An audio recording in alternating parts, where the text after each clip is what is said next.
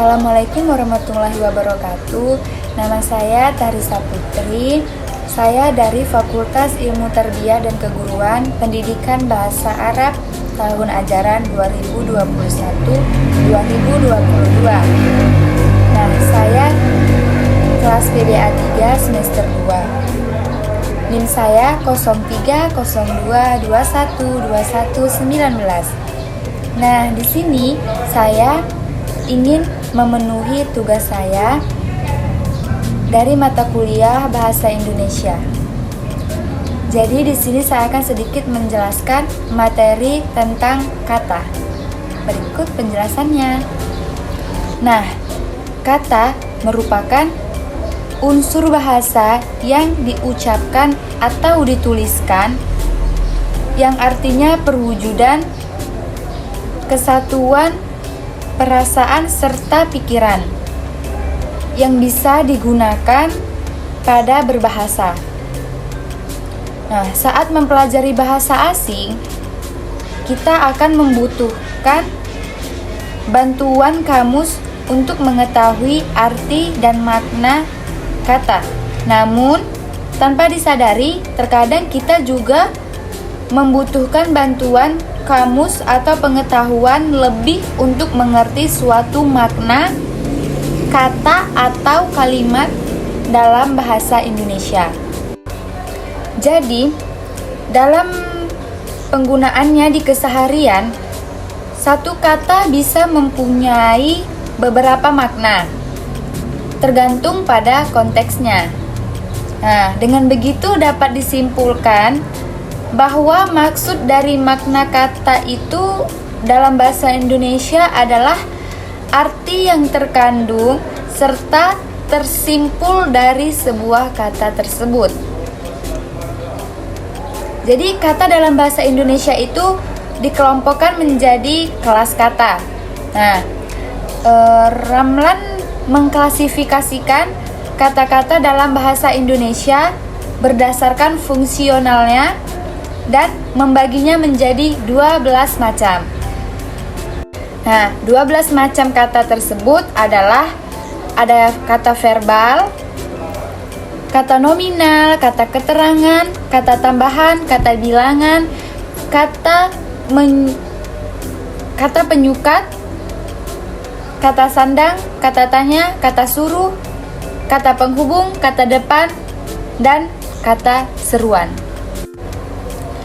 Kata juga mempunyai ciri-ciri, yaitu terdiri dari beberapa huruf, memiliki makna, memiliki fungsi tertentu dalam tata bahasa, dan juga dapat dibentuk menjadi frasa, klausa, atau kalimat apabila digabung dengan kata lain. Kata juga memiliki jenis-jenis kata, yaitu ada kata benda seperti meja, kucing, padi, piring, dan lain-lain. Dan juga ada kata sifat seperti cuek, cantik, pintar, manis. Juga ada kata kerja seperti makan, minum, menulis, membaca, dan lain-lain. Dan juga ada kata keterangan. Kata keterangan itu ya ada kata keterangan waktu seperti pagi, besok.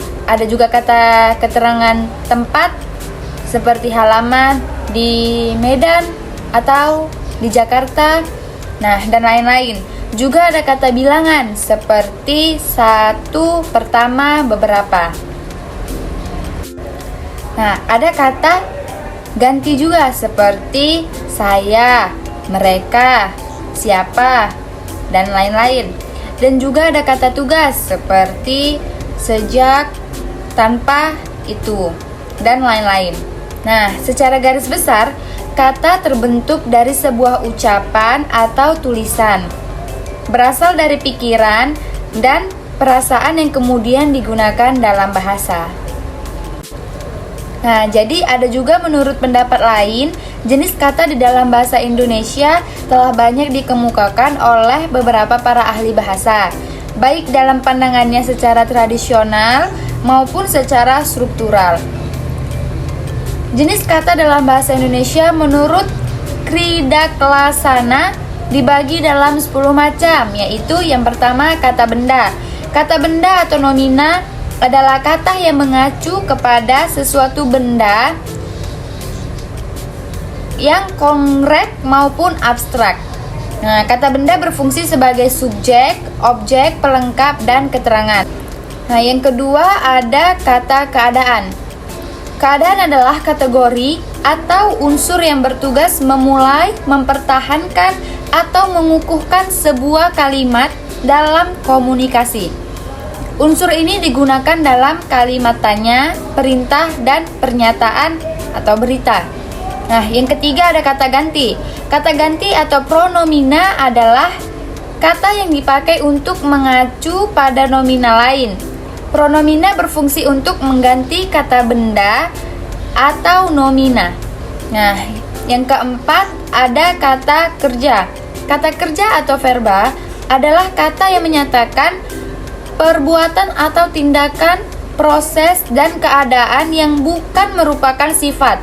Nah, jadi kata kerja pada umumnya berfungsi sebagai predikat dalam kalimat. Nah, yang kelima ada kata bilangan atau biasa disebut dengan numeralia.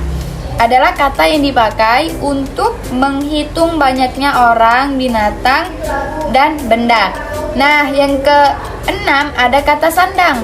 Kata sandang atau artikel adalah kata yang mendampingi kata benda atau kata yang membatasi makna jumlah orang atau benda. Nah, yang ketujuh ada kata depan. Kata depan atau preposisi adalah kata yang selalu berada di depan kata benda atau kata sifat atau kata kerja untuk membentuk gabungan kata depan atau biasa disebut frasa preposisional. Yang kedelapan ada kata keterangan. Nah, kata keterangan atau adverbia adalah kata yang memberi keterangan pada verba, adjektiva, nomina, predikatif, atau kalimat. Ya, yang kesembilan ada kata sambung atau konjungsi.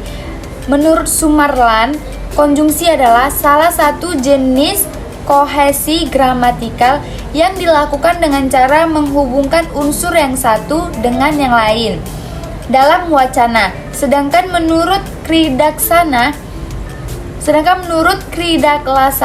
konjungsi adalah kategori yang berfungsi untuk meluaskan satuan yang lain dalam konstruksi hipotaksis dan selalu menghubungkan dua satuan lain atau lebih dalam konstruksi. Nah, dan yang terakhir ada kata seru. Nah, kata seru adalah panggilan untuk memanggil, menarik perhatian, dan sebagainya. Panggilan dengan suara nyaring. Menurut pendapat lain, kata seru atau interjeksi adalah kata tugas yang dipakai untuk mengungkapkan seruan hati atau berbagai ungkapan perasaan. Jadi dalam kata itu juga ada unsur pembentukan kata. Nah, pembentukan kata disebut juga morfologi. Sedangkan morfologi adalah subsistem yang berupa proses untuk mengolah leksem atau huruf menjadi kata untuk dapat digunakan dalam kalimat atau pertuturan tertentu. Maka setiap bentuk dasar, terutama dalam bahasa fleksi dan aklutunasi, harus dibentuk lebih dahulu menjadi sebuah kata gramatikal, baik melalui proses